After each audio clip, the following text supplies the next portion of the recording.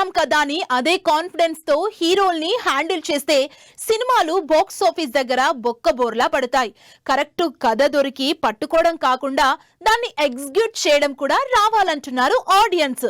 అలా రాకపోతే మాత్రం కష్టమే.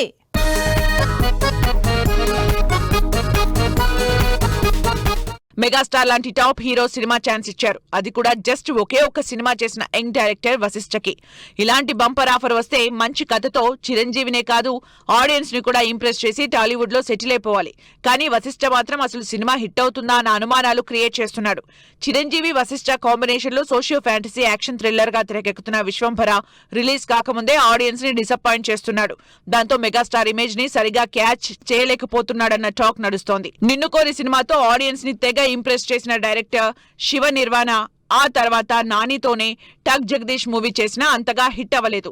అయితే శివ మీదున్న నమ్మకంతో విజయ్ దేవరకొండ సమంత ఖుషి మూవీ చేశారు. కానీ సమంత విజయ్ దేవరకొండ లాంటి పాన్ ఇండియా క్రేజ్ ఉన్న స్టార్స్ ఇమేజ్ ని సరిగా ప్రొజెక్ట్ చేసే సినిమా చేయలేకపోయారు శివ నిర్వాణ. దాంతో సినిమా ఏమాత్రం జనానికి ఎక్కలేదు. అయినా రవితేజ ఇప్పుడు సినిమా ఛాన్స్ ఇచ్చారు.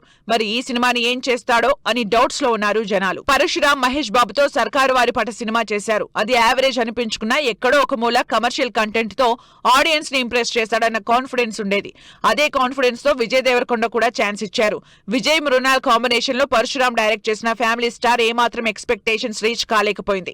స్టోరీ మీద దృష్టి పెట్టలేకపోవడం, కథనం సరిగా లేకపోవడంతో సినిమా ఆడియన్స్ ని ఎంటర్టైన్ చేయలేక పరశురామ్ ఎబిలిటీని క్వశ్చన్ మార్క్ లో పెట్టింది. మెహర్ రమేష్ వరుసగా ఫ్లాపుల్లో ఉన్నా సరే చిరంజీవి భోళా శంకర్ ఛాన్స్ ఇచ్చారు. ఎన్నో ఎక్స్పెక్టేషన్స్ తో తెరకెక్కిన ఈ సినిమా బాక్సాఫీస్ ముందు బొక్కబోర్లా పడింది. భోళా శంకర్ సినిమా చేస్తున్నప్పుడే మెహర్ రమేష్ ఎబిలిటీ మీద డౌట్ పడ్డారు ఫ్యాన్స్. అనుకున్నట్టుగానే సినిమా ఫ్లాప్ అయింది. మొన్న ఈ మధ్య చిరంజీవితో మళ్లీ సినిమా చేసి ఈసారి హిట్ కొడతానని కామెంట్ చేశారు మెహర్.